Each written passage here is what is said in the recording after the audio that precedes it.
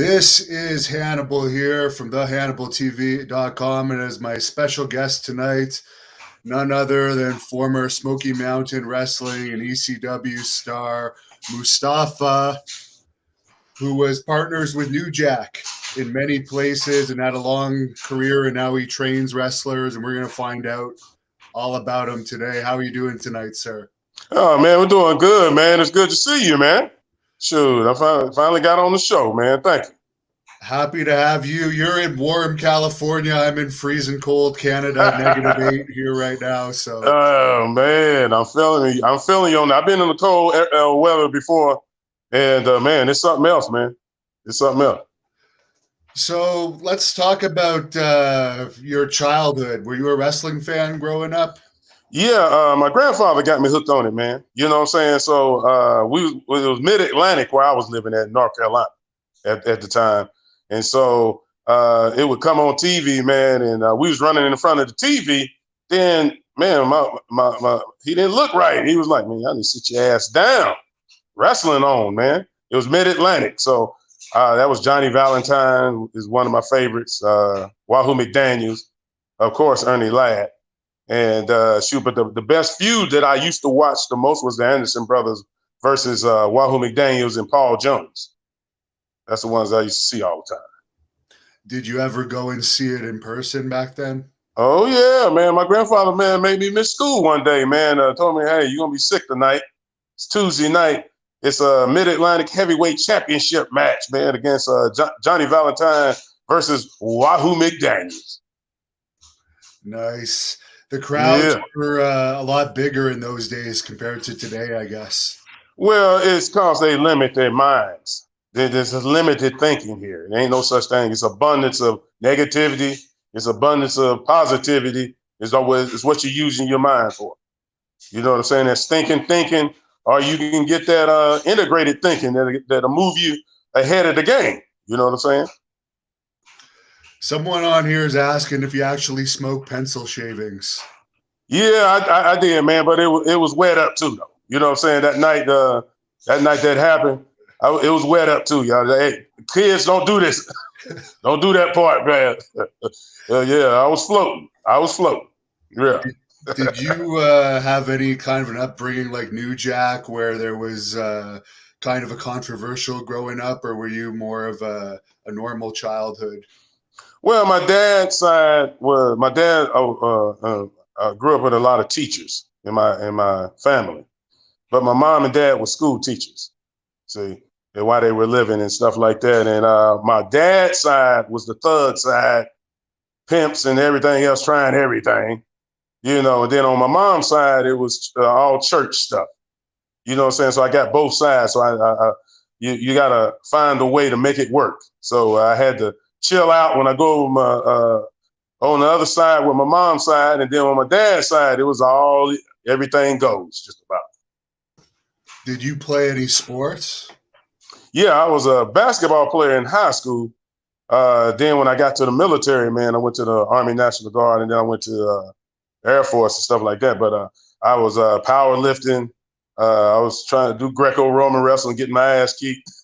And then I was a boxer for 2 years. And then I was, I tried rugby too and got my ass kicked in that too. So I was doing it all, man. I was just trying to stay moving, you know what I mean? Did you go overseas at all during your time in the military? No, man, I didn't go overseas until I got into wrestling. Then I started going overseas. How did you get into wrestling from the military? Well, what happened was, man, let's not incriminate myself how I got out of it. But let's just say it like this. I went and tried out the first time. I flew home from San Antonio. That's where I was based out at. And so flew home, tried out for the NWA, and Gene Anderson, and talked to Gene and met up with him. And then they had a bunch of guys trying out. They had goons and everybody else, the wrestling goons, Division I, everything. And I tried out. I didn't make it. the first time because, man, we was doing 1,000 squats, man. It was the real deal. Dojo, man, everything. So I didn't make it, which was good for me because I couldn't get out the Air Force at that time. So about 6 months later, I had another leave time, and the tryout was there, and I flew back home to North Carolina, and I went and tried out, and then I made it. But I got my ass kicked. It was definitely something else. I'll tell you that. Yeah, Al Snow said that Gene Anderson actually bit him when they did their little shoot when he tried out there, and he didn't make it either. Is that all that he did to him? Shoot, I know it. man, they bit me, threw me down, punching on me. I'm punching back. I'm eating the mat. You name it, man. We went through it, man. But I'll tell you what, though, I wouldn't change it. Now, the thing about it was jumping the gun a little bit. New Jack was he was ready made already. See, I had to go through all the ranks and stuff. And, so, man, I don't regret it at all. I'm glad I did it, man. It made me a better human being. I'm going to tell you that. How was your match in WCW against Doom when they brought you in for Worldwide? Oh, dude, let me tell you something. Those guys, man, they did a double tackle. You know the double tackle deal. They throw you into the ropes, and then they get in the 3-point stands. They hit me, man. I said, "Welcome to wrestling." When I went down, I looked up in the lights. I was looking all up in the lights, trying to get my bearings and stuff. And I jumped up and I said, "I love it, though." So Butch Reed threw me over the top rope, right? And, my over top rope skills at that time, being a jobber, wasn't as great as it. So I fell over, and I went over top and everything. Got back to the dressing room, and Butch Reed said, "Brother, you got to do better than that over that top rope. You almost killed yourself." And I guess you also did some enhancement work in your early years with WWE as well. Some of those guys were known to rough up some of the enhancement wrestlers. Did you ever have any incidents like that? No, man. Kurt Hennig. Kurt Hennig was one of my favorite, man. Kurt was stiff, but he hit you in the right places. You know, your chest, your back. Drop kick was stiff. You know, but I loved it. Kurt Hennig, Jake Snake, all of them took care of me, man. When I was up there, it's WWF to me, but it's WWE now. But it's WWF in my mind. Was there ever any interest in those days of bringing you on since you were a big guy and you had a good work ethic? Hell no, they was missing out, man. You know, some people don't know talent. You know, and I wasn't smart. I wasn't smart enough as I should have been. I was green as the Stokely's. People don't know what that company is, but it's a green bean company. Makes corn and everything else. But I was just green, man. You know what I'm saying? And but I was willing to learn though. So anybody would talk to me, you know, I would learn. If you came up to me and I seen you Hannibal and you had some words to say to me, I would listen. I wasn't that kind of guy like, oh man, I already know how to do this, you know. Did you have a favorite match from your time in WWE? The favorite one was with Jake, and Jake DDT me, and Pat Patterson told me, you know, you get an extra fee for letting that snake get on you. So they slid the snake on me. Snake crawled all over me, man. And so I got back to the dressing room, and Pat Patterson came back up to me, man, you know, and give you a little payoff and everything. He said that I need to tell you something. I said, what's going on? He said, you're the first black guy to let that snake get on top of you like that. So we cracked up laughing. You know what I'm Yeah. saying? Ever anything strange happened with Patterson and you? He wasn't known to go after the black guys, but Pat was straight with me, man. Pat told me. See, the thing about it was Gene, the one smarted me up, told me to stay in my lane and stuff like that. Pat Patterson told me, you know what his deal was. You know what I'm saying? And I was a straight up dude. I still had the street in me. You know what I'm saying? And you know, but Pat was willing to talk to me in a way. Smart me up to the business, man, and just get me better, man. It wasn't none of that, you know, what I heard before. Not to say that they wasn't true or not. It's just, it never happened. It wasn't coming this way anyway. I'm a straight dude, man, straight up dude, man. You know what I'm saying? You always hear about those Steve Lombardi rumors and a couple other guys. Yeah, you know, but see, that's the thing about it, man. Come on, man. Sometimes they welcome that bullshit. You know how that goes. So how did you end up in Smoky Mountain Wrestling? Well, so what happened in Smoky Mountain, man, was let's go back a little bit. We was in North Georgia wrestling, me and New Jack. So Jack was New Jack. He was already New Jack. See what I'm saying? And I was trying all kind of gimmicks, man. I had on karate pants. I had paint on my face. I used to come to the ring with machete. I would eat meat, raw meat. Uh, you name it, man. I was trying to do it. So you know, while we were in the streets together, kicking it, because we knew each other before actually the business. You know, before we found out that we was working. I told him, I said, hey, man, would you like to tag? He said, yeah. I said, all right. So we finally got together and we did a few matches together and stuff. We didn't have no name at the time. I was just Mustafa Saeed, and it was New Jack. And New Jack was good people, man. So I know people was talking about how crazy he is, man. But New Jack was my brother, man. New Jerome, that was my brother, man. You know, we had a difference of opinion and things like that. And he'd get mad at me. And I had it coming a lot of times because I was doing some bullshit. You know what I'm saying? But it was all good. You know what I'm saying? And we forgave each other. And every time they would have a shoot interview and he was going off on me a few times, he would call me that next day. Hey, we got something going on, bro. Stay ready. Stay ready. You know what I'm saying? So what ended up happening was we worked down at Stone Mountain, Georgia in a show. It was with Kevin Sullivan, Ronnie Garvin, and all them guys like that. And we came out and Jim Cornette gave us an offer, man. That was it. What was the money like in those days? I think Jericho said he was making 800 a week or something. Yeah, I was up in there. I was up in that neighborhood, man. See, the thing about it, man, I was really street, man. So I stretched my dollars, man. I knew where to go and what to take, and not in that way, but you know, well, yeah, I was. But you know, I knew what to do, man. You know what I'm saying, to keep it going. And shoot, I made that money work, man. Shoot. Did they pay for a place for you guys to live, or did you have to do that yourself? No, we had a spot. We had a spot. It was Bruiser Bedlam. It was Johnny K9 to some people. It was us, Balls Mahoney. He was Boo something at that time. But it was Balls Mahoney, New Jack, D-Lo, you know. And D-Lo, let me tell you something, one thing about D-Lo real quick.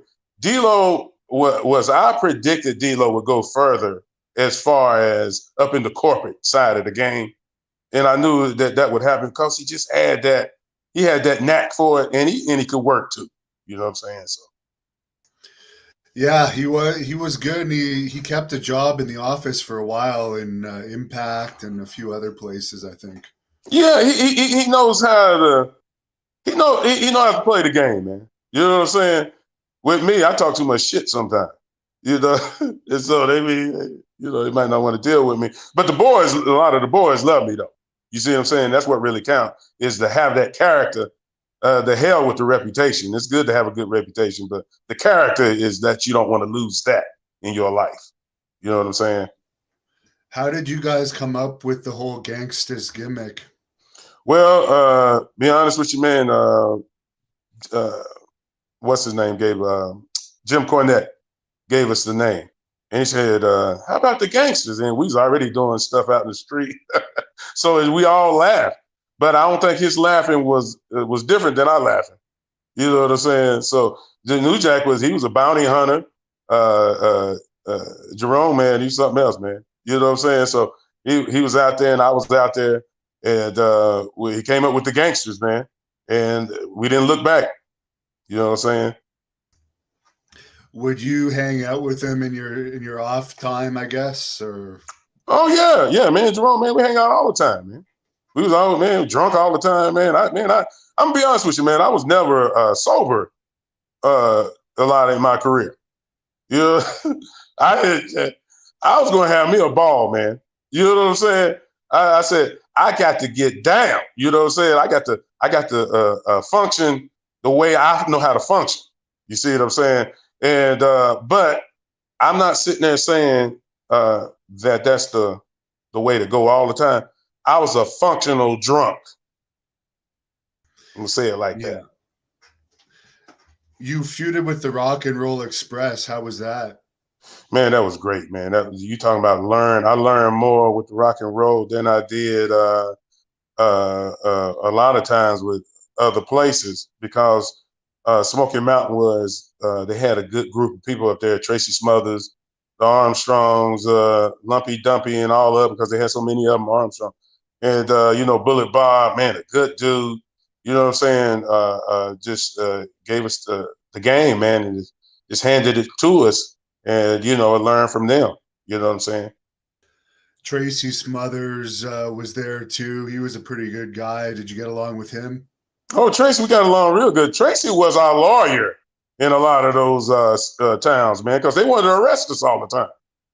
Because we had the racial thing going. We had the X flag. Jack was talking about O.J. Simpson.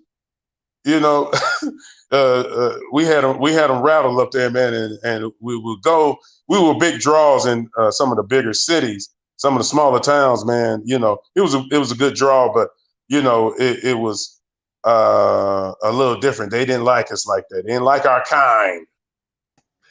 Yeah, I guess in the South, some of those towns are pretty far back in the times. Oh, dude, hey, they still driving Model Ts, man. You know what I'm saying? No, it wasn't that bad. I'm exaggerating, but it was still going back. You know what I'm saying? Because like you would see things sometimes, you'd be like, "What the hell is that?" And because the directions we didn't have GPS at the time, and we used maps and stuff like this. So some of the towns wasn't even on the map. Where we go to. So I'll give you a good impression of what the one guy told us how to get to the town and get to the place. All right, y'all from out of town, huh? I said, yeah, we are from out of town. How'd you know?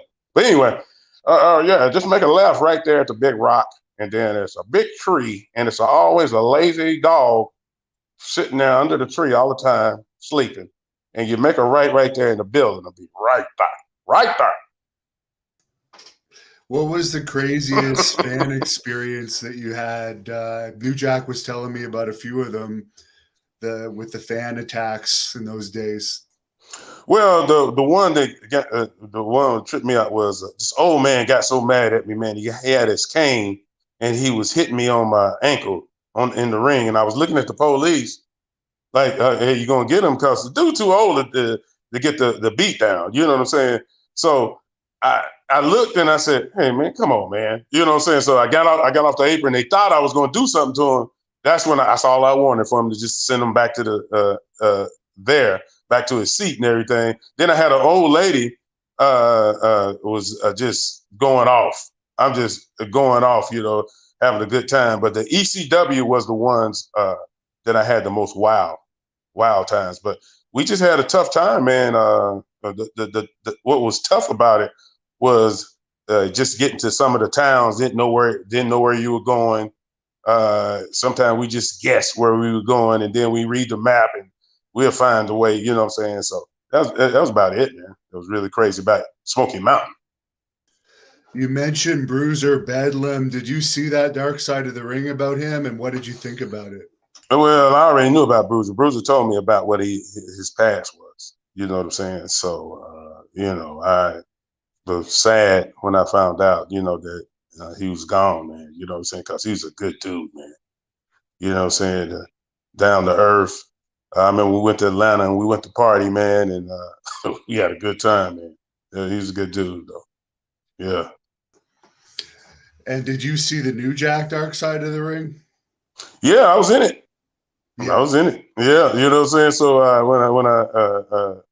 you know what though, man? I will say this, and I really miss the brother, man. You know what I'm saying?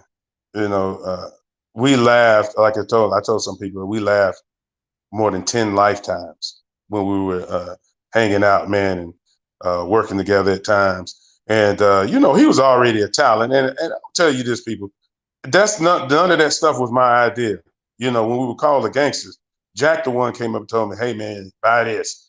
Let's get these fatigues. We need to wear this, and things like that." Man, I was get the money, man. You know what I'm saying? I didn't want no belts. I tried to take the belt to the pawn shop once. I tried to take that belt to the pawn shop. That man said, "Man, nah, I don't take that. I don't take that with you." You know what I'm saying? So I want that money, man. You know, and them bags, man.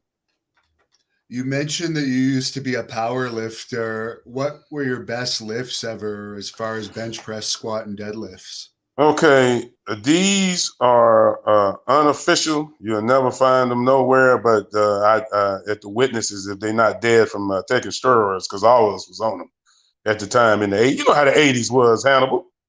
Come on now, you know what I'm saying? I was taking shots, brother. You know what I'm saying? We're taking shots, pills, liquids. You know what you drinking? Shit, it said steroid on there, so just, didn't know what you was taking sometimes. So it was 485 was my bench at a weight of 220, deadlift 625, and I squatted 650. That was my best ones. Now these are unofficial though. These are ones where you just do them in the powerlifting gyms, and there wasn't no competition. I ain't got no video of it. And that's the funny part is a lot of my ass whoopings too. I ain't got no videotapings of them either. You know what I'm saying? But I sure remember. I took some L's. You know what I'm saying? So how did you guys end up in ECW?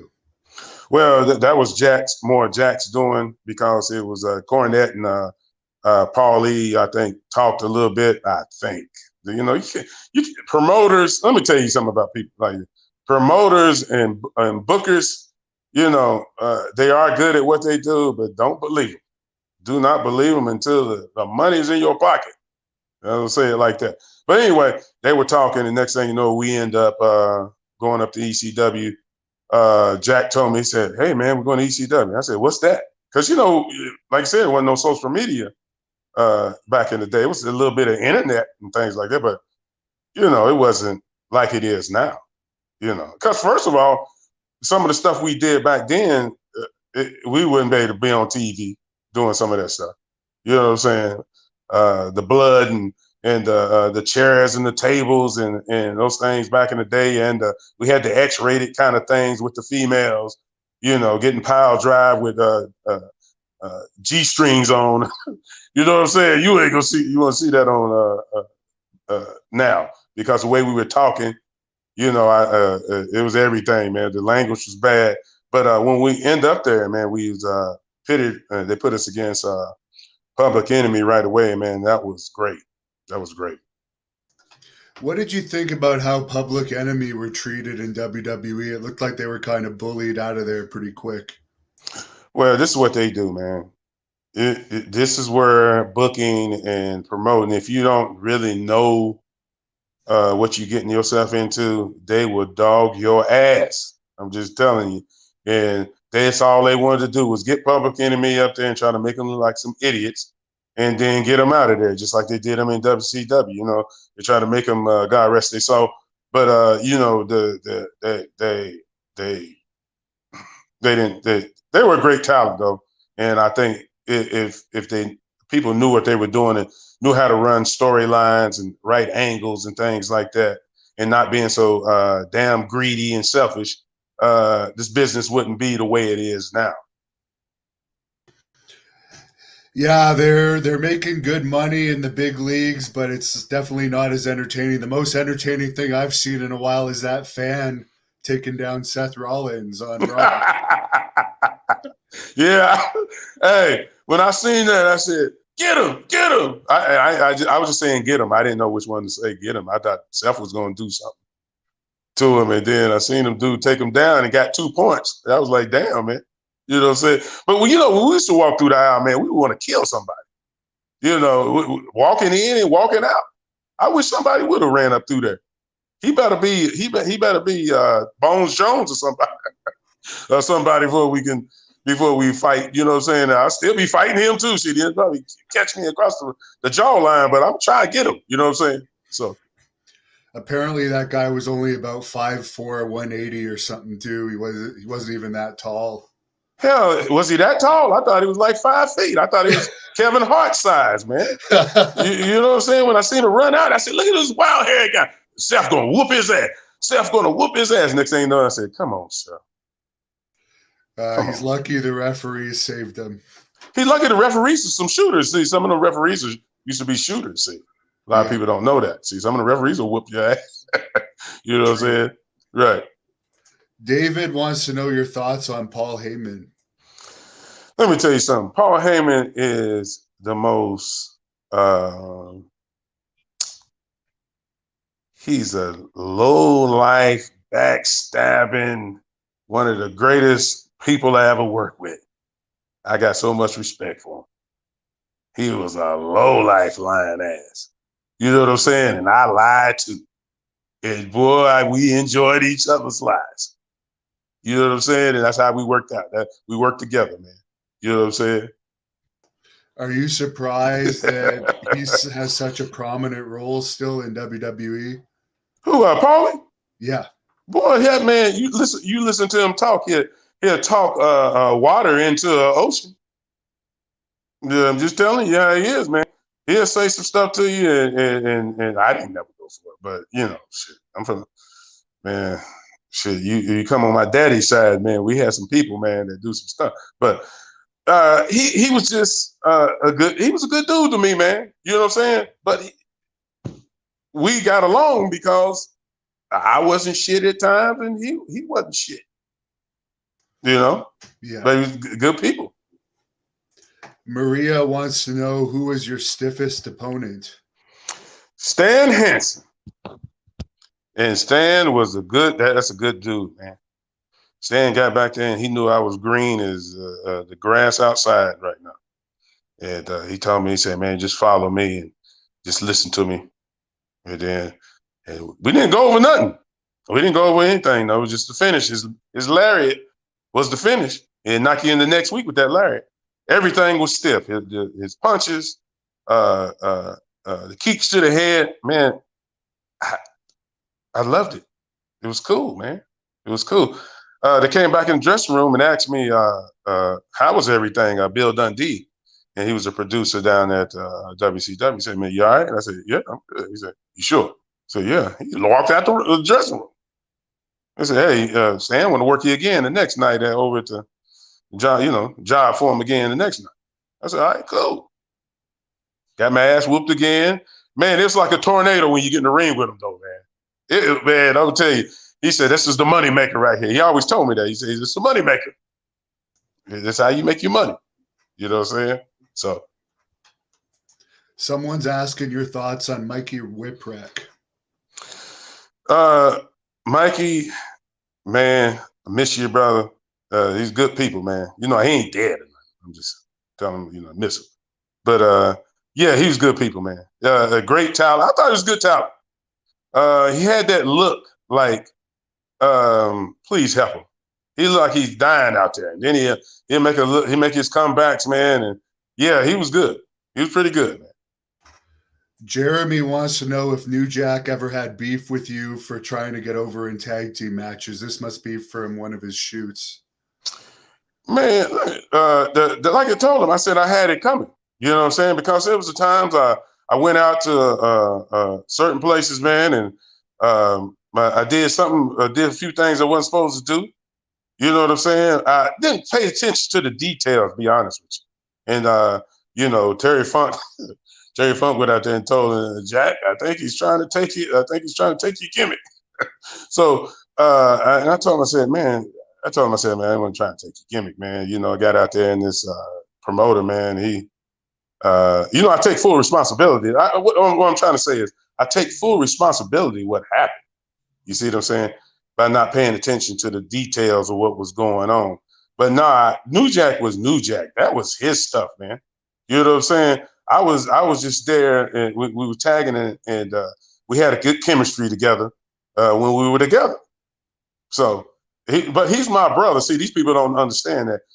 If you ain't never argued with your brother or family members and things like that, I don't know if you got any love for each other. To be honest with you. I see. Mr. The Doc wants to know about the Chad Austin beatdown. What did you think about that?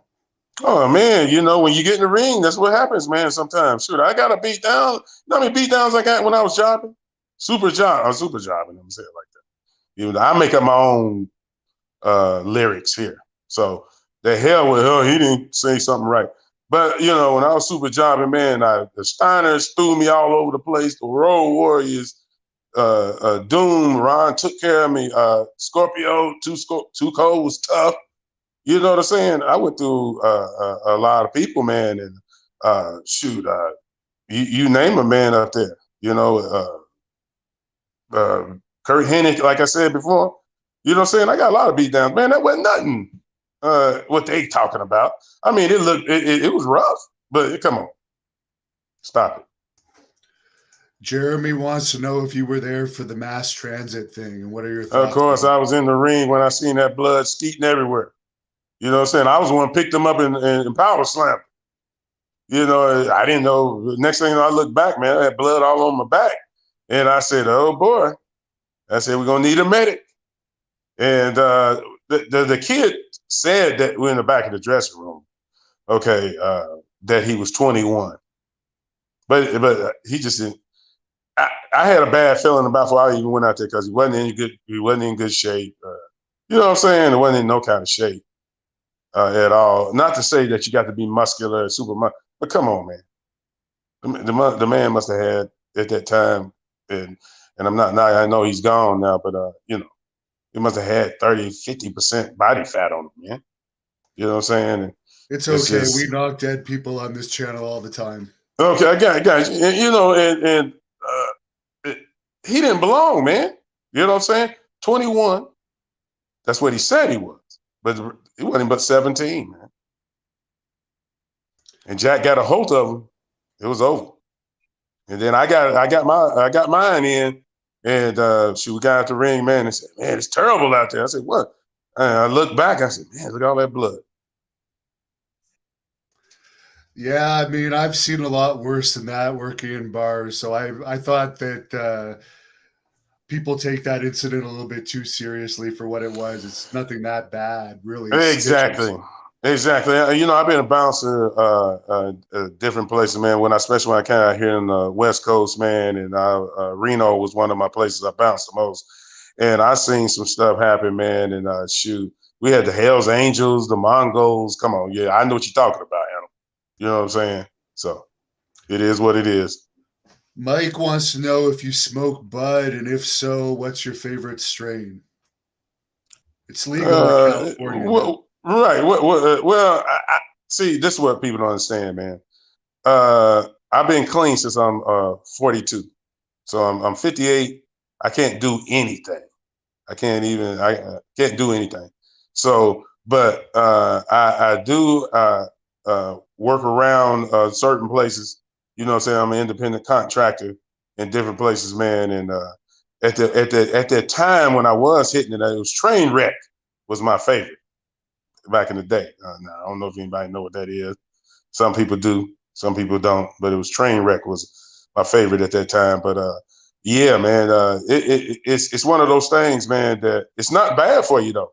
I keep telling people all the time, man, weed is not like alcohol and those over the counter and the prescription drugs, man, and be tearing people up and stuff like that.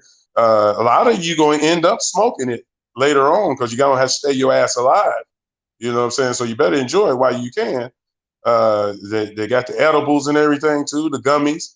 You know what I'm saying? And I can't do anything right And now, the but THC pens, which are oh great. yes, yeah, all that stuff, man. I don't knock nobody smoking weed because I see people go to speed limit when they smoke.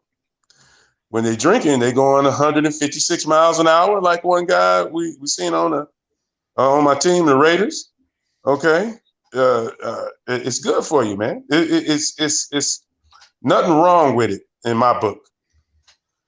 Yeah, and for the bouncing, I'm sure you wouldn't be too worried about a guy coming in who was high compared to drunk or on Right, coke or crystal meth. right. You see what I'm saying? And those drugs, like anything a man put his damn hands on, a lot of times, and don't let it. It doesn't naturally grow. You know it's gonna be fucked up. Let's keep it real. Dale wants to know if you had any interactions with the Undertaker. Yes, we were main event against each other. two nights down in Smoky Mountain. And Big Mark is a good dude, man. He always try to help us advance. And due to the fact that my reputation and New Jack's reputation, which was a lot of that fed off of New Jack, it gave us a harder time to get in those kind of places. Which I'm glad, man, because like you really you give up everything, man. You copyrights this and trademark that, and man, you know, guys can't even use the name they use in WWE unless they buy it. Yeah, what do you think about WWE still saying their people are independent contractors when the contract is like this thick and you basically sign away everything to them, it seems? Well, I tell you one thing, you better get you a lawyer. You better get you a lawyer and another lawyer to read some of those contracts they got now. Because I'm gonna tell you, once you leave, man, you have a hell of a time working somewhere else unless you got your T's crossed and your I's dotted. I'll say it like that. Egyptian King wants to know why you never went to WWE under a contract. You and New Jack would have had amazing matches against the Hardy Boys, Too Cool, and APA, he says. Well, to be honest with you, man, I just didn't like the corporate side of the game. Not to say that I didn't want to go. Would have went, but something protected me from going at the time because I was still going independent. I was still going out to. I went to Japan, went out to England, went down to Puerto Rico. Um, you know, I just liked it better that way. You know, now would I have taken the contract, not knowing no better? Yeah, I would have been one of those ones that signed it too. You know, next thing you know, oh, you can't use your name. You know, kind of guy. So I'm glad it didn't happen. Be honest with you. Speaking of Puerto Rico, how was your time down there, and did you ever have any pay issues? Never had no pay issues. I went down there because it was a little personal vendetta for me too. Not you know what happened to Bruiser down there, and shoot, I had to go and see, man. I had to go see what was all the hoopla, man. You know what I'm saying about everything. Puerto Rico is gangster, man. You know what I'm saying. You got to you better know where you're going, and you better know somebody that knows somebody because hey, uh, Camacho Macho Camacho got it. He got shot in the face down there, you know, and died, you know, in the hood, on the wrong hoods. You know what I'm saying? A couple of guys get it, man. I went to projects all the time because I was drugged out. I was drugged out and alcoholic at the same time. But shit, I show up on shows on time, and I could go 30 minutes, 60 minutes, you know, if I had to, you know, because back then, you know, at those times, you can a lot of chain wrestling. You know, you still grab holes, work them, and things like that. And Puerto Rico was so damn hot. You know, I drank a case of beer before the match, and I be done sweated it out before I even get out to the ring. You know, and my match come up. So And the other good thing, if you're an alcoholic in Puerto Rico, alcohol is really cheap there. yes, yes, I'm gonna tell you right now, So I is was actually cocaine. Not that I would yes. necessarily know, but it's like $20 a gram. That's why Camacho. What happened to him? I think the bags wasn't right, kind of thing, and he working people. You know, your payment ain't on time. You know, like it should have been, and things happen, man. And you don't stay in your lane, things happen, man. Because we know, man, that if Bruiser would have known that was going to happen to him, I don't think he would have went in that shower. No, definitely not. You It know what I'm was, saying? yeah. Yeah. I'm guessing you probably saw Invader down there, but those were the days too before the internet. I remember when I was down there, I didn't even really know the story. It still really wasn't clear what had happened. So it's probably the same with you when you met Invader. Well, I knew him. I knew who had done it, and you know, man, I investigated. You know what I'm saying? I knew who had done it and everything, and you know, I just had to go down there, man, and get my money, man. I had to go work and work for Carlos. Carlos Colon was a good dude. You know what I'm saying? it was one of those things that you had to have your mind made up that you was going to survive down there. No matter where I go, I was going to survive. I was a soldier, you know what I'm saying? I was an ex-soldier. I'm going to survive. And I went into some places where I shouldn't have been, and I came up out of there. You know what I'm saying? So I give all dues to the Most High for that one. But dude, I went to some places, and you get shot in the face right there on the spot. If they didn't know you or you didn't know somebody, blah blah. And you was right though. One of those things about it, though, Hammer, was I seen you work a lot, man, and I thought that you was a good talent too. You know what I'm saying? And I could tell, you know, that we get along because we similar in a lot of ways. You know what I'm saying? Regardless of the skin color. You know. Yeah, I actually Yeah. had a cop friend in Puerto Rico. Speaking of how dangerous it was, one weekend he told me there was like 19 murders in Yeah. Puerto Rico, and it's not that big of a place. Yeah, man, I used to hear gunshots in the places I used to go. And I said, oh, he didn't pay his dues, whoever it was. You know what I'm saying? And we had a couple of guys that was tag team partner, we used to tag against, and they were cops. You know what I'm saying? And Was it was that tough. Thunder and Lightning? Thunder and Lightning. Yeah. Yeah. They always had their guns on them too in the back usually. Oh, dude, it was Gun City down there. Shoot, I had me a shank. You know, I didn't have no gat on me or nothing, but shoot, it was guns. All you do is grab one. It was on, I'm telling you.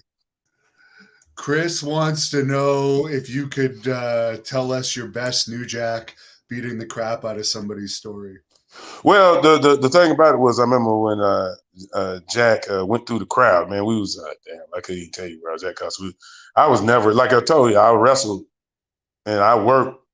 Oh, it was okay, you know what I'm saying. But I was drunk and high all the time. So, but I punched somebody going through the crowd because they just jumped in my face. I said, you know, hey, I'm joking, but we ain't doing the Seth Rollins here. Okay, you know what I'm saying? So I punched him in and he went back and fell back and 3 other people went down with him because I hit him so hard. And then Jack hit somebody with a chair. You know what I'm saying? So we get in the back. Jack said, man, we're going to have to hurry up, put our stuff on and get out of here, Mustafa. I said, hold on, Jack, hold on. I don't think we got to yet. So the security that was out there, they said, hey, man, those people are happy. I said, happy about what? Y'all beat them up. They they were happy because I clocked that dude. That dude, I ran up on me, man. I thought he was trying to. Man, I said, I'm getting a lawsuit tonight. Okay, blow. Hit him with that right hand. You know, he went down flying. 3 other people flew down there with him. And then Jack hit somebody with a chair. Man, we was going off. Then we went back to work and it was Eliminators, I think, that night. That would happen. But ECW, somebody was always getting it, going through the crowd. You better get the hell out the way when we was coming through there. Do you think there'll ever be another federation like ECW? Because I think that's kind of what wrestling needs right now. Okay, let me ask you this. Have you ever seen any more, how would I say it? Have you ever seen anybody wrestle like Johnny Valentine ever again? Not many, no. No, man, nah. ECW. You see, you got to remember this too. We party in the back in the dressing room too. It was a party. It was a party. We get in the ring and we be drunk going to the ring and then come back out the ring and drink some more, smoking and you name it. Rey Mysterio Jr., one of my good people, man. I remember me and Ray, man, we was back in the back, man. We had, I had a big old blunt, man. I didn't have my dirty one though. I didn't let him hit the dirty one because I wasn't trying to mess him up like that. You know what I'm saying? I would look the wet one. That one was wet. That one, that's just for a special people for that one. But the one I had, man. So he's back there, and he said, "Man, I just signed with WCW, man. How you think I'm going to do?" I said, "Ray, I can't do that stuff you do, man. You gonna make it? What are you talking about? I can't do that stuff you do, and they can't either." So you're going to make it, man. I'm just letting you know. So. And he's still making a fortune these days, doing great in WWE. Man, he getting them bags, man. I'm talking about a tough. You talking about tough. He's tough. You know what I'm saying? Now, everybody, we got different toughness, Hannibal. You know what we talking about. You got your shooters. You got your street fighters. You got your guys that can tie you up and have you eating the mat all day. You know what I'm saying? But as far as just toughness, the Rey Mysterio Jr., man, yeah. He's And that dude. the Mick Foley type of tough that can just take a lot of punishment. Yeah. Yeah, man. I mean, one time we was down there and I was doing some squats. We was back in the dressing room. Mick said, "How many did you do, Mustafa, before?" I said, "Did 100." This is loosen up, you know. I said, "Just 100." He said, "Just 100." I said, "What do you do?" I just go out there and work. Mick, I just go out there and work, man. You know, so he was good people, man. Good people. How were the Dudley boys to be in there with? We were good, man. We got along. We got along. I like Bully. I like Bully Ray. I like Devon. I know Jack had some heat with him, but who didn't Jack have heat with at times? You know what I'm saying? And people think he's just supposed to just when you family, man, you argue. You argue over cereal, who drank the last bit of Kool-Aid, something. Okay? And that's how me and Jack was. We were, man, you're talking about down to earth, good people. In my book, he was good people. I don't care how mad he got at me. I don't care what I had coming sometimes because, man, I was plotting too. Shoot. You know, I try to get my bags too. Yeah, come on. What do you think about all this stuff that happened with Tommy Dreamer lately over the dark side of the ring? With Dreamer, He I'm gonna lost tell his you, job, I guess, at Impact just for that, saying something on dark side of the ring. let me say this, man. And I would you can't say nothing no more. You got the alphabet community, you got the Me Too and things like that, man. You can't even have your own opinion no more, man. You know what I'm saying? And I'll be honest with you, really Dreamer wasn't speaking on himself, which was a little surprising because usually stay in his lane. You know what I'm saying? But yeah, man, you gotta watch what you say. See, but that's why I don't mess with them jobs like that. I don't mess with those jobs like that. If I do get an offer, if I did get an offer, don't get me wrong, I would take it if you know. But for to watch my mouth, uh, that's why I don't even try to get one from them jobs. You know what I'm saying? I stay independent. You know, like I am now. Someone's asking who was the biggest pussy in the ECW locker room that fans might have actually thought was tough. Man, you know what? That part I'm not going to reveal because a lot of times, you know, that's something that you keep in the back of the dressing room. You know what I'm saying? I personally didn't see my energy is I can't blame nobody but myself. Some things are out of my control, but there's a lot of things, my thoughts and stuff like that. So I protect the boys. So say Hannibal, say what happened. You went back there and whooped somebody's ass real good, right? They didn't hear it from me. That was between the boys. You know what I'm saying? So I'm gonna leave that one alone. You know what I mean? Oh, yeah, I understand. One guy that you mentioned earlier that is really tough, and I know from experience, is Too Cold Scorpio, and Tyree wants to know your thoughts on him. Man, that's my dude, man. That dude helped me out so much, man. We smoked so much weed, man, at the time. Uh, he smartened me up to the business. Took the time out to talk to me. We still cool.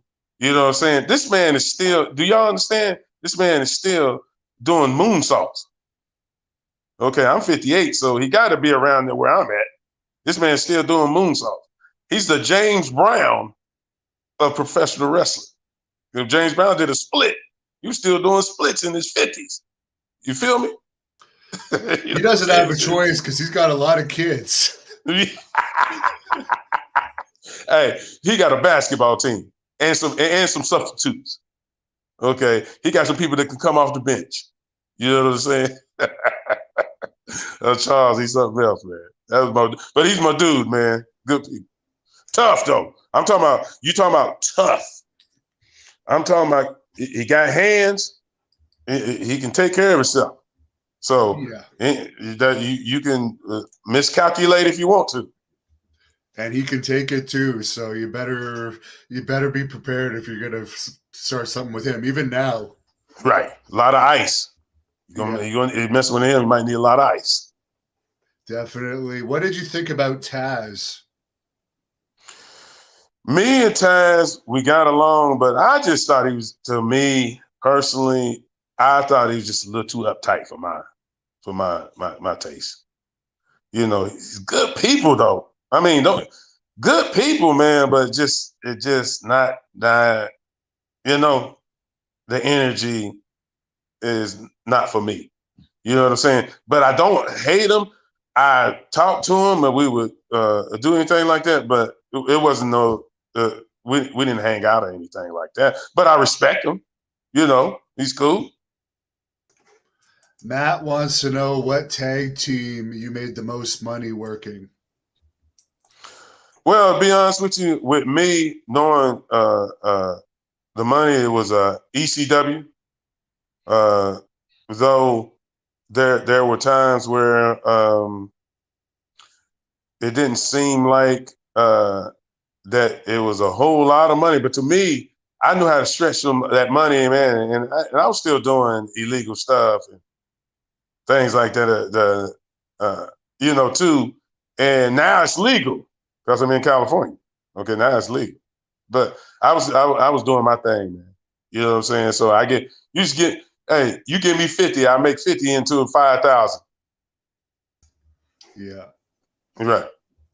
Mike wants to know who was the biggest backstage partier. There's a lot of them in ECW. I had to put myself out there. I thought I was pretty good. I stay up all night. Sandman, definitely Sandman. Okay. Jack, he's all right. Jack was all right, you know. But it was Sandman and myself. And then RVD and me and Sabu, we all get together and they be knocked out. I'm still going, man. You know what I'm saying? So yeah. I used to see the thing about it was I used to take Sabu. Sabu used to have some of the greatest you protein shakes and stuff, you get the big canisters and stuff like that. Yeah. I used to steal them all the time when he go to sleep. Once he go to sleep, they were gone. He said, "Hey, Mustafa, did you see my protein?" I said, I don't know what happened. Shit, I took that shit home with me. That's some good shit he used to have, man. It was chocolate, and that motherfucker dissolved real good, man. Good, you know what I'm saying? Good shit, man. Yeah, I don't think Sabu's had that for a while, unfortunately. Well, that's why I used to look at him sometimes. I said, man, you too. We'd be so fucked up, right? But see, the thing about it was, I would leave and go to the gym. So this is what I did in Puerto Rico. I worked out 4 or 5 times a day in Puerto Rico. I worked out in Smoky Mountain. I did the same thing, ECW. I always had those little hit 10-minute, 15-minute workout deals I would do all the time to keep the heart rate up and just get drunk. And then I go get drunk and high, you know what I'm saying? Then go do another workout. And then when it's time to go to the building, I go to the building, get drunk again, get high again and work out some more, and then go to the ring, man, and try to tear it up. You know what I'm saying? Sometimes people wrestle better when they're under the influence, I find. Yes, I agree. You know what I'm saying? Ever since the days I'm going back a little bit, going back to where Gene had me. Gene made me work by myself because a lot of times I would show up at the spot, the barn up there, and there wasn't nobody there. And I said, "Oh well, I guess practice. We ain't gonna be doing too much. Shut the hell up. Start doing them squats. We do the squats, run the ropes, headlock takeovers, everything, man, by yourself. You know, yeah, you're doing the arm drags, throwing your body, you know, doing what you're supposed to be doing, and it work you out, man. I thank that man every day uh, for taking the time out to give me that time, you know. And I used to watch him all the time. You know what I'm saying? The thing about it was we went to Charlotte, the Park Center, and there was Anderson Brothers. They was working somebody. And then we went to Coliseum and stuff like this. So Wahoo Daniels and Paul Jones would come out, and boy, they would tear that place up, man. And I said, but it's funny. You go see them, and the next thing you know it, that's your trainer. Ain't that something? Yeah, I know what that's like from some of my own trainers. Right. Someone wants to know if you ever watched Sonny's porno. Yeah, yeah, yeah. I watched it. It's still not. That ain't my favorite. That was my favorite, but I watched it. You know what I'm saying? I got there's one that y'all need to watch. Is Cherokee. Is that's the one that y'all want to see some bootay. Okay, I like bootay. Okay, so you know Yeah, what I I mean? do too. Yeah. What do you think about Sunny over the years and all of her issues and the stuff with Chris that she was doing at the time? Man, that was on Chris, man. You know that okay, that was the simp side of the game, man. You know, love Chris, man, but he had 2 feet. He could have walked away anytime he wanted to. He just whipped, man. You know what I'm saying? I mean, we all been there. See, we all been there, and nobody can sit there and say they've been the fool before. It was don't stay the fool was the what you try to do.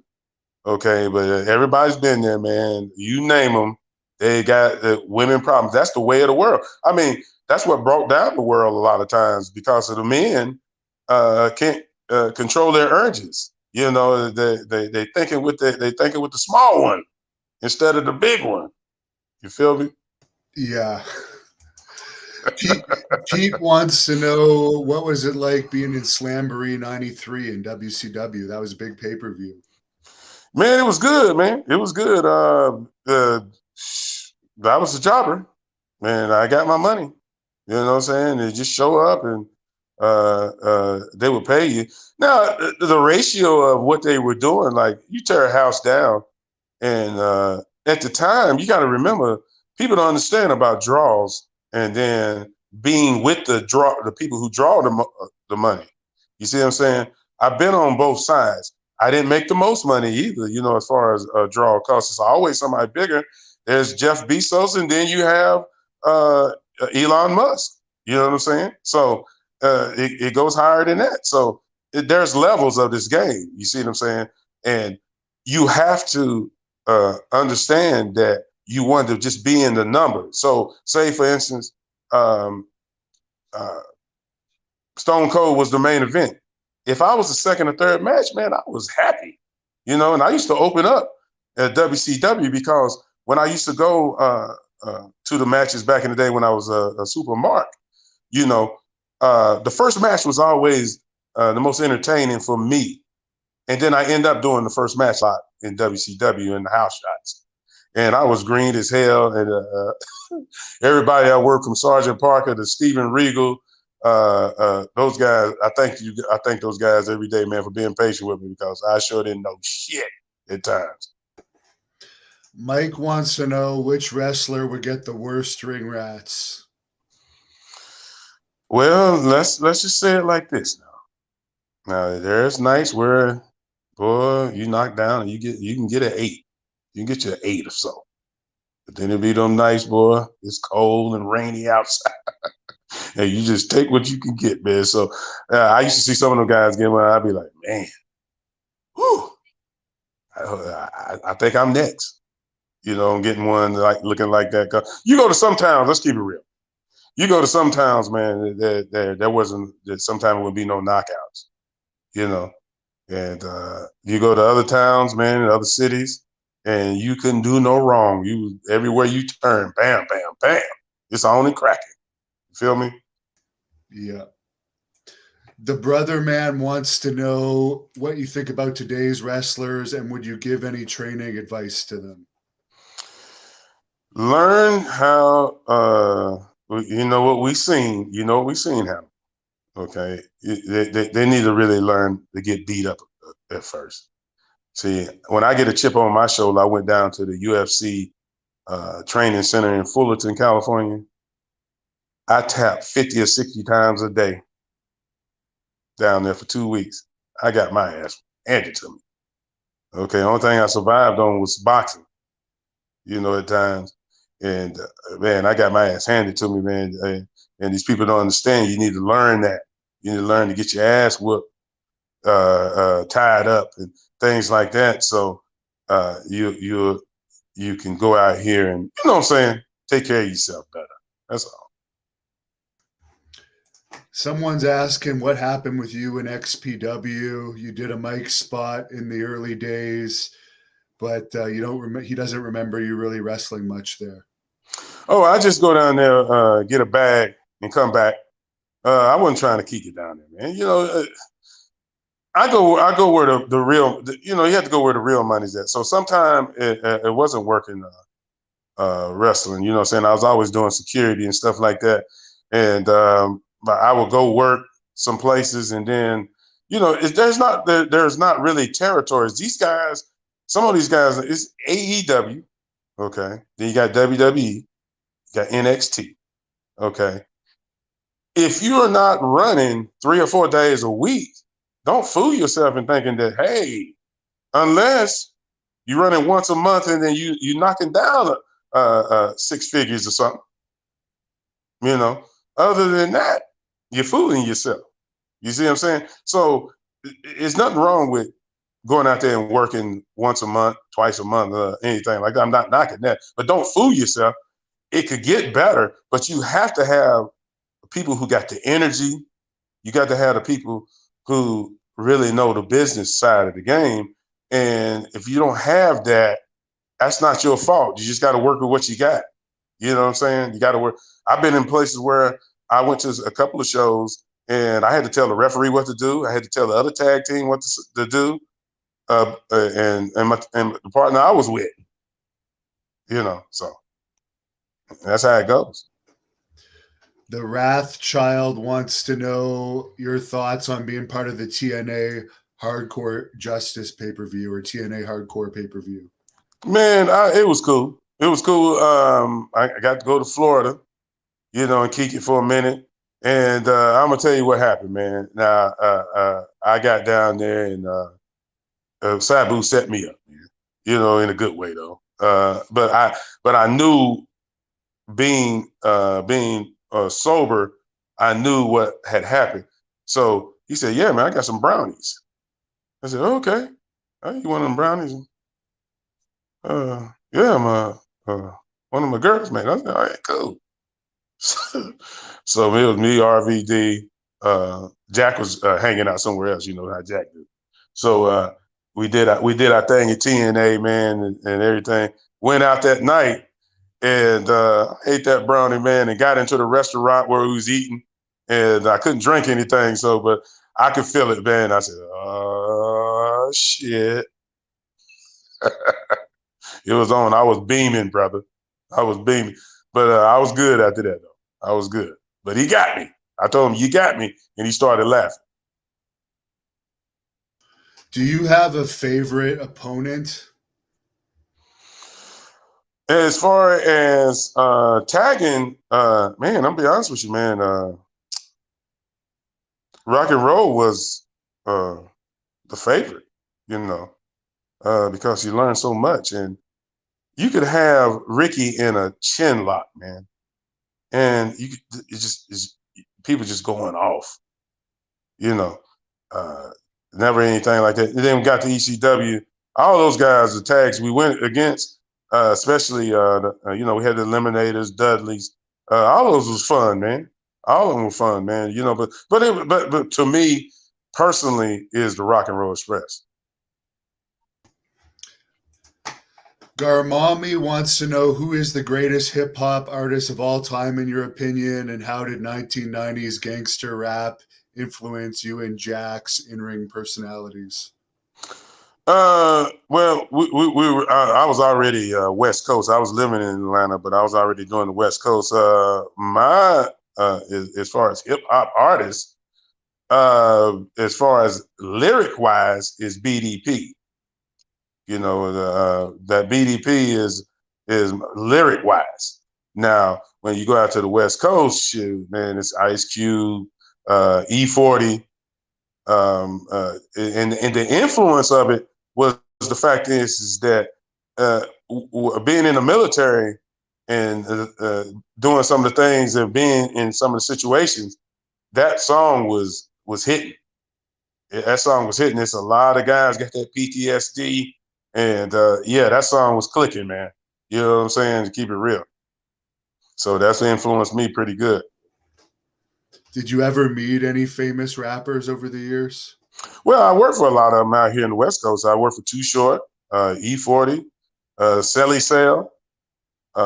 Back in the day, when I was in Atlanta, shoot, I worked with LaFace Records, TLC at the time, Usher. You know, yeah, yeah. And then one of my great nights was we had Spike Lee and working with Spike Lee, Denzel Washington, a couple of cats from that was writers from Sports Illustrated. I did personal bodyguard with them, you know, and I knew how to keep it real. I wasn't no stargazing kind of dude over no dudes, man. Because I remember one time we was at an airport one time and we seen Samuel Jackson, right? And the dude said, "Man, that's Samuel Jackson over there." I said, "Man, do not ever tap me on my shoulder over another dude. I don't care how much money you make it and how famous he is. It's got to be the females if you're gonna get my eyes." I'm just saying. So how was TLC then? Oh, they was cool, man. Shoot, I remember one time we had I went over to L.A. Reid's house, man, and Big Daddy hooked me up. He was a bodyguard. He's 6'9", 320, 325 at the time, and I got hooked up with him down to Animal Kingdom the same day I met Lee Haney. You see what I'm saying? And then Evander Holyfield came in to work out at the Animal Kingdom down in Atlanta. So then I happened to look up at the billboard and seen a card. And next thing you know it, hell, talked to Big Dan. Big Dan said, "Hey, man, when can you start working?" I said, "Man, whenever you need me." Next thing you know it, man, we was on our way over to, it was Pebbles and L.A. Reid, went over there. And I think they didn't want to use me at first, but they didn't understand I had just got the deal over at Smoky Mountain Wrestling. So I had my gimmick on. So I had my rubber bands on my chin, long hair, chin hair, and then I had my braids and everything. And I think it scared the shit out of them, to be honest with you. But the son at that time jumped down and said, "Hey, that's Mustafa Saeed." I said, "Damn." And that's how I got the job. So I went over there. It was Outcast. Outcast used to come to the hood down where I used to live at down in Buckhead, down that way. And yeah, the nickname, the name the street I lived on was Copeland, but the nickname was Dopeland. So we had all of them come down there, Outcast, all of them come rap. Then got to see them again at the Gold Record parties with Biggie, Puff, met Fat Joe. Yeah, man, MJG and 8 Ball. Yeah, I've been around some people, man. Do you still do security now? That type of bodyguarding work? Hell no. Man, you see how this shit is now, man. You need a bulletproof vest and a helmet on some of these places you go. Now, I'll tell you what I will do. I'd rather work at, country music. That was one of the easiest gigs I ever had. I think it was Garth Brooks and was working that night. Man, they fed us so good, man. And they took care of us. It was easy that night. No problems. You know what I'm saying? So, but you do those rap. If you do rap, it's going down. You see what happened? The last thing happened in Astro World. I don't know what happened there. Oh yeah, well, it's a rapper, man. The guys will probably look him up for me, but it was a rapper down there, man, in Houston, and he did a big show, and man, people started falling out. Now, I don't know. A lot of people are saying that it was fake news, a lot of it, but I don't know. What I'm saying is it went down. People crashed through the barricades, and ran up on the stage and jamming people, and it was ugly. You know what I'm saying? So yeah, they got sued, lawsuits everywhere. You know what I'm saying? It's bad. It was bad. What was the worst bodyguarding situation you've been involved with dealing with some of those rappers? No, I'll be honest with you. The worst one I had been in was it was uh, BDP. Um, a couple of other rappers I know, Two Live Crew. A couple of them was there and things, man. And then a fight broke out, man, and chairs was flying. People getting knocked down, all kind of stuff. I was running people out and running right back in there, ducking chairs. Trying to get people out of there. That was one of the worst nights as far as could have been serious, real serious. Gunplay was out there too. It was shooting outside, everything, man. Christopher wants to know about your time in Japan.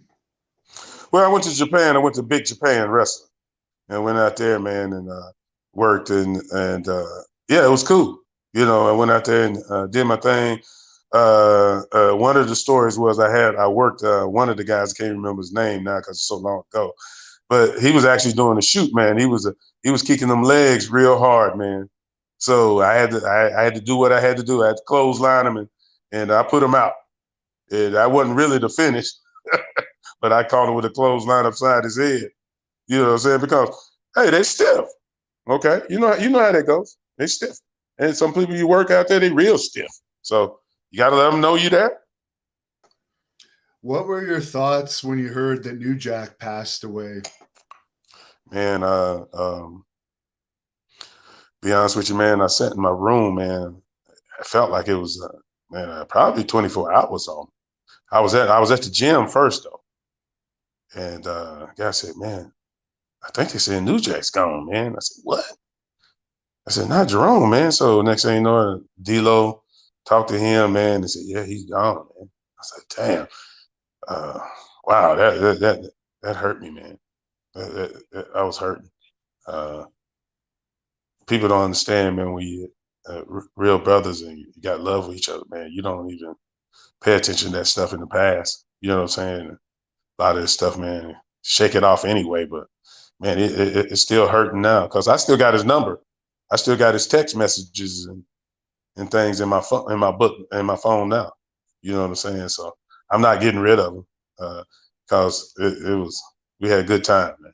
Had a good time, but I miss him though, really do. So I'm guessing you were surprised by it because he seemed to be calming down like in his last couple of years. No, not surprised because we all gonna go. Yeah. It was just that it's just that we still had things to do. We still had projects to go and everything.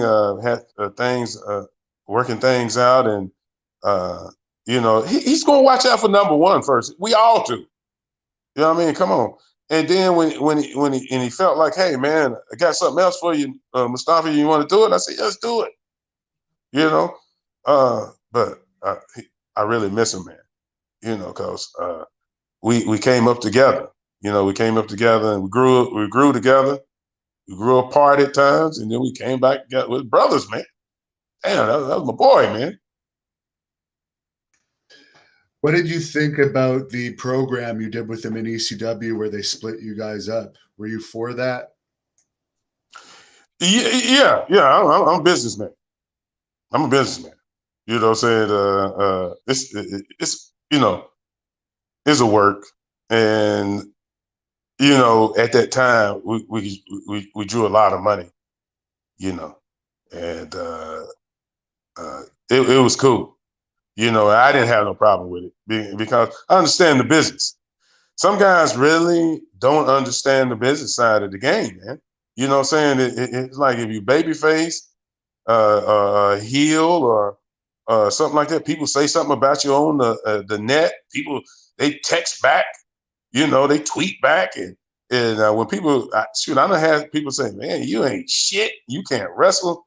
But I don't have people say, "Hey, I'm the greatest thing since the cell phone." You know what I'm saying? So some places you go, you're gonna be like, some places you're not. Get over it. Come on, man. This is a grown man business. This ain't that bullshit. You know what I mean? Now you're training people a little bit still. How did you get into that? Well, since this COVID hit, I ain't touched a soul since. But what I did was I would work guys as we was getting paid. So some of the guys would be green. So the JR Kratos, he was still learning at the time. Now he's doing his thing.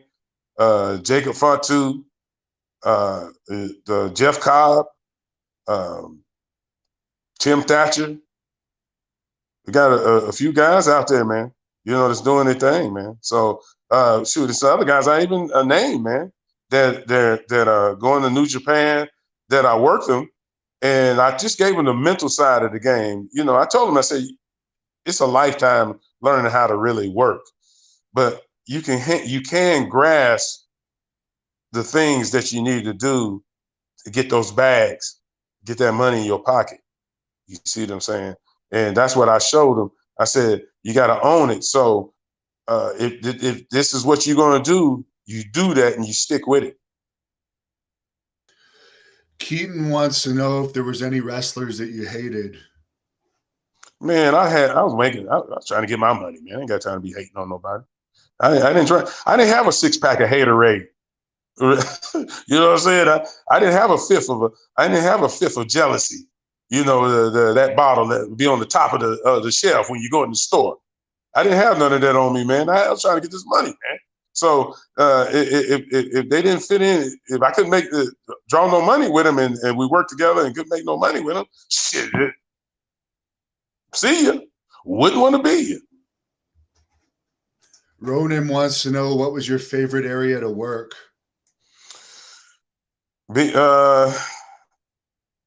As far as getting around is Philadelphia, man, up there in ECW.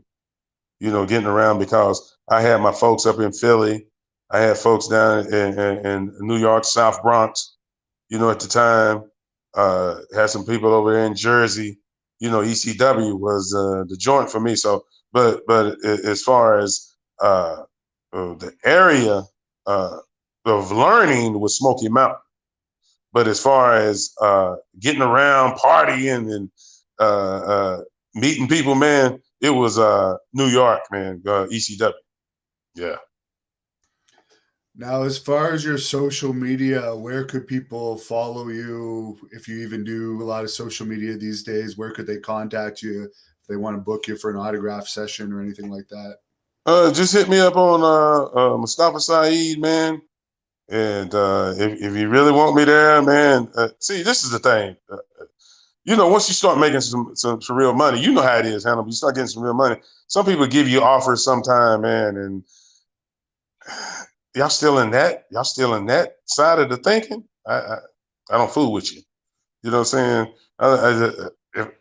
If what I'm making I'm making now, and I can get out there and get it, and then you arguing over that whatever I asked for, I ain't got time for you anyway. You ain't got time for me either. It'd be a waste of time on both sides. So, but Mustafa Saeed, just look at Mustafa Saeed, and get in contact with me like that. And the people, man, y'all need to pump y'all brakes, man. A lot of times, I'm not saying I'm the most popular guy, but I'm not that dude, man, that talks about certain things that y'all want to talk about, man. I'm past that stage. You know what I'm saying? I ain't got time to talk about you like that. You know, I ain't got time to talk about somebody else like that unless I say it to him personally myself. You know, so I'm just not perfect, but I just don't have time for that. So just hit me up if y'all want to do some business, man. I'll be ready and everything, man. And Hannibal, I'm gonna tell you, man. I want to thank you, man, for having me on here, man, because I watch your show a lot, man, and it's times, man, you don't realize how much you crack me up, how much you make me laugh at times. I'm looking at it and I say, look at this fool. You know what I'm saying? Well, Yeah. the fans have liked this. You're welcome back anytime you want to get something off your chest. Just send me a message, and we'll be happy to have you back. Man, hey, man, I'll be back. You know what I'm saying? Because like, I'm like them Bills. I'll be there every day. Okay, people talk about, man, if I hit that lotto ticket, you still got to pay bills. Okay, it ain't nothing but going on but the written indictments. Tomorrow morning, somebody got to be in court, 8 o'clock in the morning, man, trying to not go to get that 100-year deal, man. You know what I'm saying? Trying to, man, come on. Let's keep it real, man. Very good. Well, I'll let you close this off with whatever you want to say here to the fans. You've had tons of fan questions and comments throughout this whole thing. Um, Fans, to my fans and to my haters too. You know what you can do with that, the haters. But I still love you. You see what I'm saying? Because that's all I know. But I'm gonna tell you this, people. There's no such thing as lack or limitation. There's abundance of negativity and abundance of positivity, man. And you just gotta hold on.